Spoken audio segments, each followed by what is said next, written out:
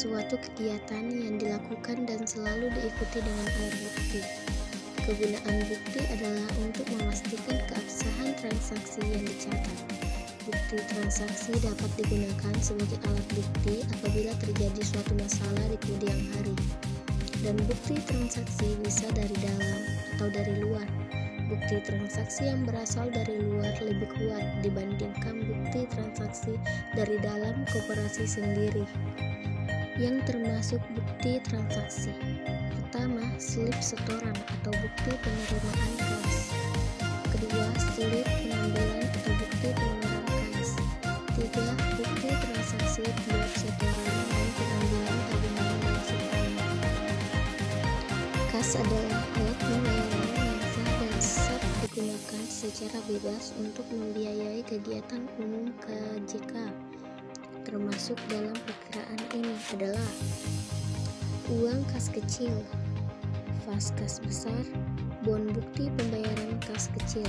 Kas debit adalah transaksi penerimaan kas secara tunai melalui kas di tangan baik dari penerimaan, pelunasan pembayaran anggota, penerimaan pinjaman secara tunai, pelunasan pembiayaan karyawan, penerimaan potongan denda atau penambahan modal secara tunai dari pemilik.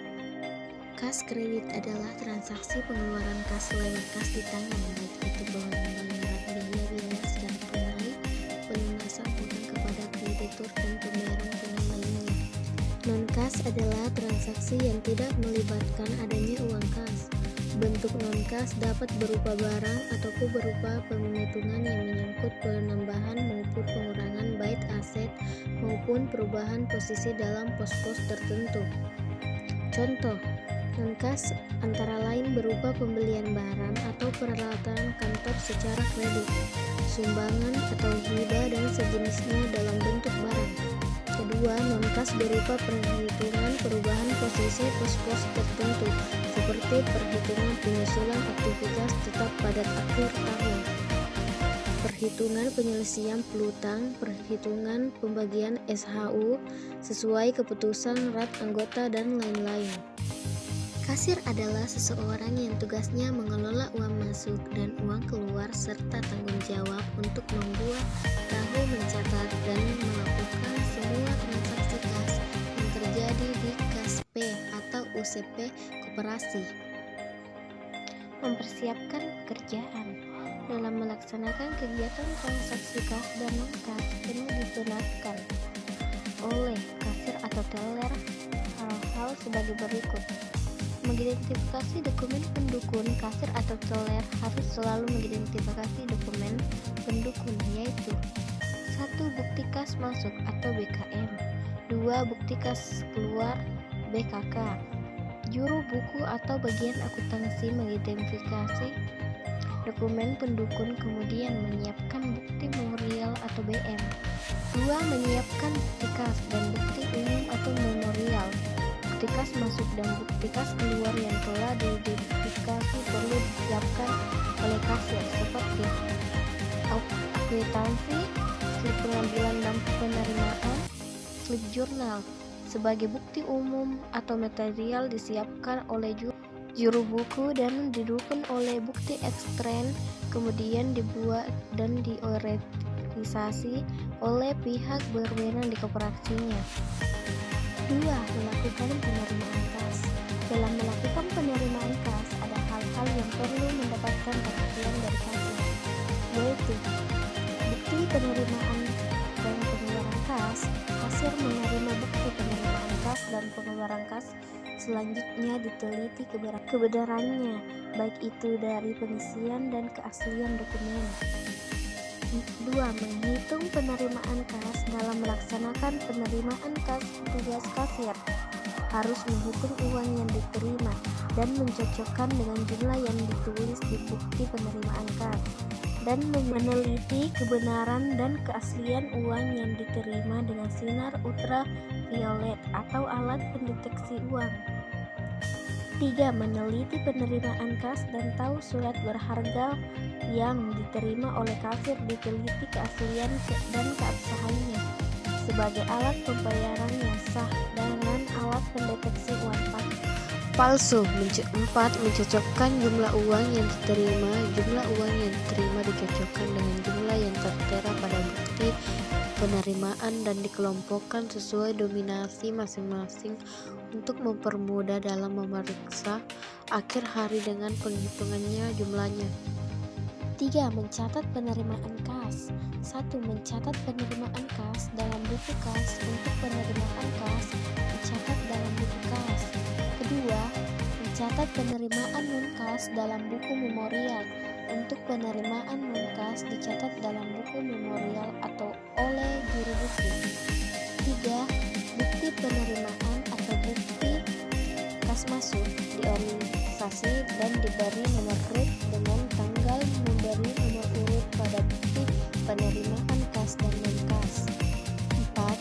Selanjutnya, bukti penerimaan kas dan non-kas diteruskan untuk diposting dan diproses oleh juru buku sesuai prosedur dan proses akuntansi.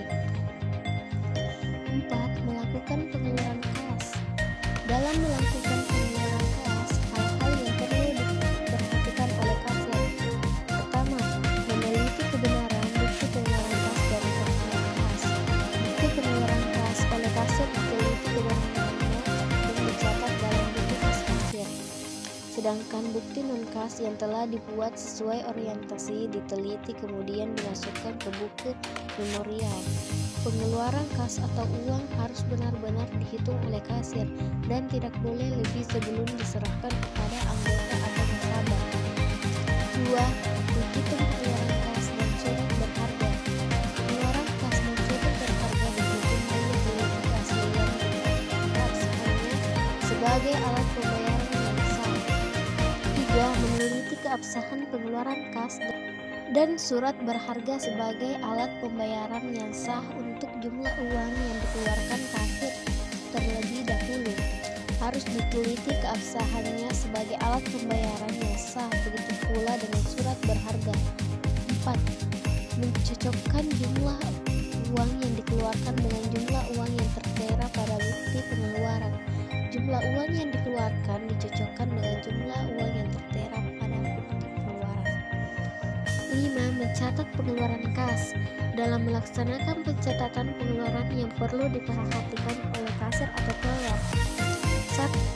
Mencatat pengeluaran kas dalam buku kas sebagai pengeluaran kas dicatat dalam buku kas. 2.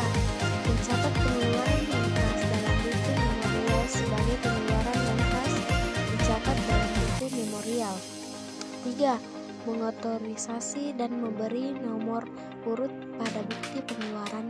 Bukti pengeluaran harus dipisahkan lebih dahulu untuk memudahkan pemberian orisasi dan nomor urut dan tanggal. 4. Memposting bukti pengeluaran kas dan non-kas. Semua bukti pengeluaran kas dan non-kas diteruskan ke juru buku untuk diposting sesuai prosedur. 6. Menyiapkan format laporan harian transaksi kas dan non-kas.